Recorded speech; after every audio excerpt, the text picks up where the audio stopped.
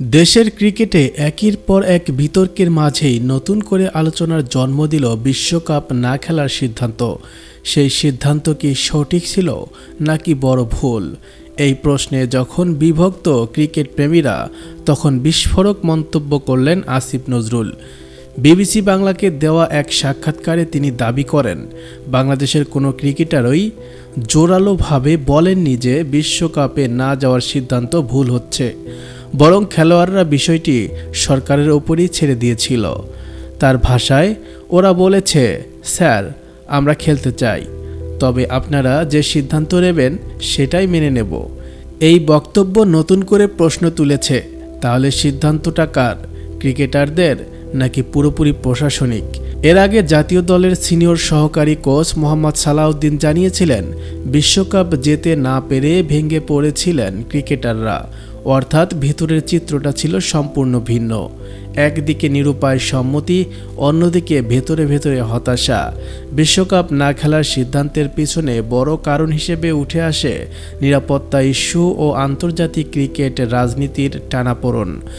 বিশেষ করে মোস্তাফিজুর রহমানকে আইপিএল ইস্যুতে ঘিরে তৈরি হওয়া অসন্তোষ পরিস্থিতিকে আরও জটিল করে তোলে। আসিফ নজরুল জানান, আন্তর্জাতিক ক্রিকেট কাউন্সিলের একটি স্বাধীন মূল্যায়ন প্রতিবেদনে 3টি ঝুঁকির কথা বলা হয়েছিল। মোস্তাফিজ খেললে ঝুঁকি বাড়তে পারে, বাংলাদেশি দর্শকদের চলাচল নিয়ন্ত্রণ কঠিন এবং নির্বাচনকালীন পরিস্থিতি। এসব কারণকে তিনি অযৌক্তিক বলে মনে করেন।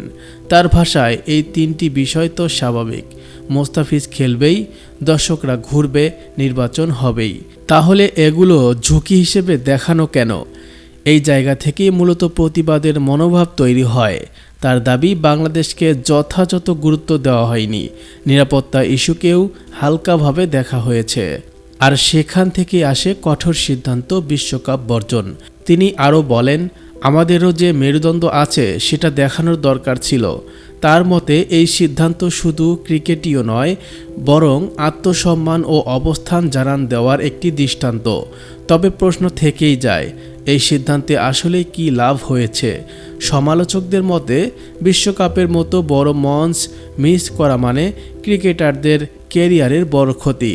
আবার সমর্থকদের একাংশ বলছেন, সম্মানের প্রশ্নে এই অবস্থান প্রয়োজন ছিল। আসিফ নজরুল অবশ্য ক্ষতির যুক্তি মানতে নারাজ। তিনি বলেন, বাংলাদেশ কি আন্তর্জাতিক ক্রিকেট থেকে বিচ্ছিন্ন হয়ে গেছে? বিদেশি দল কি আসছে না? তাহলে ক্ষতি কোথায়? সব মিলিয়ে বিশ্বকাপ না খেলার সিদ্ধান্ত এখনও বিতর্কের কেন্দ্রে। এটি কি ছিল সাহসী প্রতিবাদ নাকি ভুল কৌশল? তার উত্তর হয়তো সময়ই দেবে। তবে একটি বিষয় পরিষ্কার, বাংলাদেশের ক্রিকেট এখন শুধু খেলার মাঠেই সীমাবদ্ধ নেই, এটি জড়িয়ে গেছে রাজনীতি, কূটনীতি এবং জাতীয় মর্যাদার সঙ্গেও। দর্শক, পরবর্তী ক্রিকেট আপডেট পেতে আমাদের চ্যানেলটিকে এখনই সাবস্ক্রাইব করুন। ধন্যবাদ।